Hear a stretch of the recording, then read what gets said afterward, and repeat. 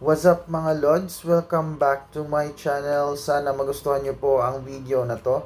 Solo Leveling Ragnarok Chapter 26. Pero bago ang lahat, sa mga hindi pa nakapag-subscribe, click nyo na po ang subscribe button. At hindi na natin patatagalin to. Let's jump into the video. Let's go!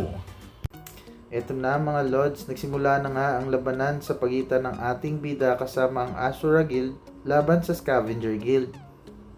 Minamaliit pa nga ang ating bida mga Lods, wika nga ng kalaban, nagsama ang mga mahihina. Ngunit syempre tugon ng ating bida, hindi pa nila pinapakita ang kanilang tunay na lakas.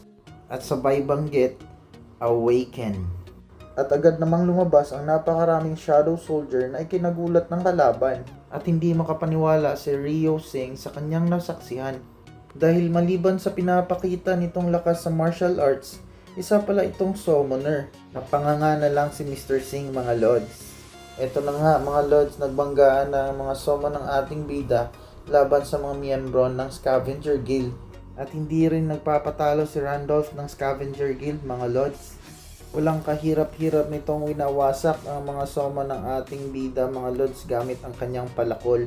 Sabay sugod sa iba pang Shadow Soldiers. At wika nito, marami daw tinatago ang ating bida mga Lods kaya ito ay nasisiyahan. Kahit si Beru nagulat sa lakas ni Randolph dahil natalo nito ng ganun lang kadali ang Shadow Monster ng kanyang Young Monarch. Binabalak ng ating bida na mag-bond kay Gray at biglang nakiusap si Lady Isel na makipag-bond skill sa kanya sa halip para masubukan nila ang bago nilang skill. Ngunit tinanggihan muna ito ng ating bida dahil hindi pa ito nasubukan na gamitin sa totoong labanan. At nalungkot ito dahil ang akala niya na wala na ang pagkakataon na may pakinabang din siya sa kanyang Young Monarch pagdating sa labanan, nang biglang may sumabog sa kanyang likuran. Ito pala ay mga undead monsters na napakarami at papunta sa kanilang direksyon.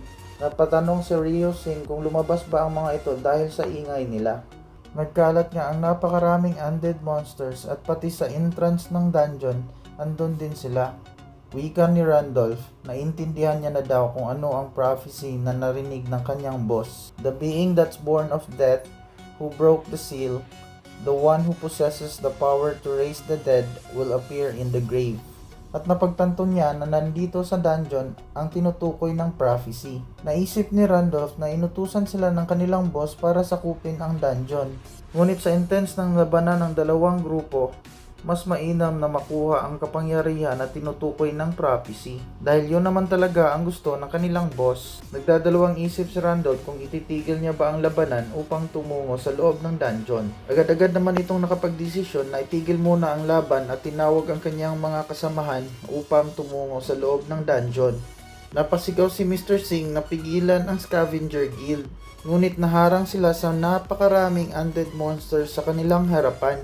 At walang magawa ang ating bida mga Lods kundi makipag-band skill kay Gray.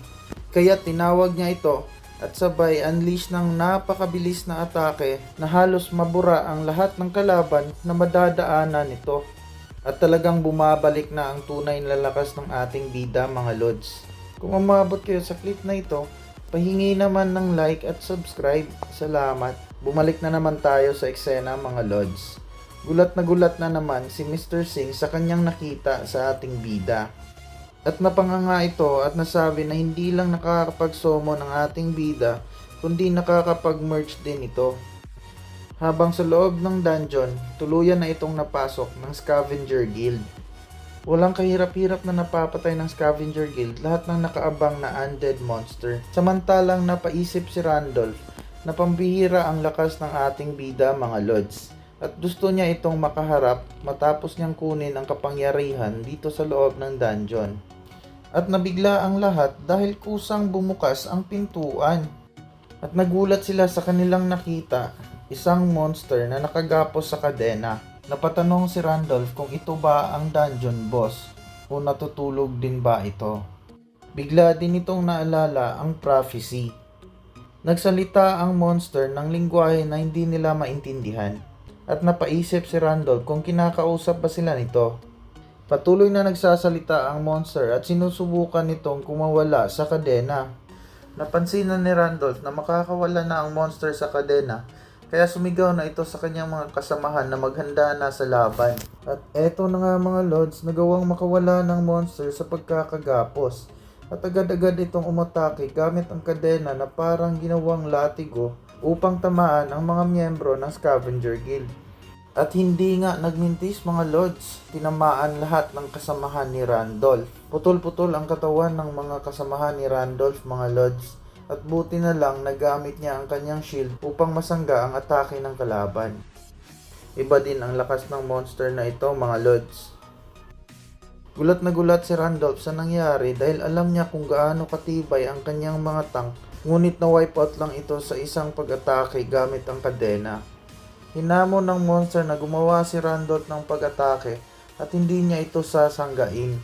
Galit na galit si Randolph at pakiramdam nito minamaliit siya ng kalaban. Kaya naganda ito ng atake gamit ang kanyang buong lakas. Ito na mga lods, ginamit na ni Randolph ang skill Giant's Armor. Hindi nga nagdalawang isip si Randolph at hinampas ang monster gamit ang kanyang sandata. At sa lakas ng impact, nag-create ito ng pagsabog. Ngunit gulat na gulat si Randolph mga lods dahil kahit ang kanyang pinakamalakas na atake, hindi man lang ininda ng monster. Naghahanda na rin ang monster na gumante sa pag-atake. Napasabi na lang si Randolph na sorry master, hindi kita naantay. Binatawan nga ng monster ang napakalakas na suntok na diretsong tumama kay Randolph na siya ring gumawa ng napakalakas na impact at tumilapon ito ng napakalayo hanggang sa bumaon ito sa pader. Talagang namang napakalakas ng monster na to mga lods.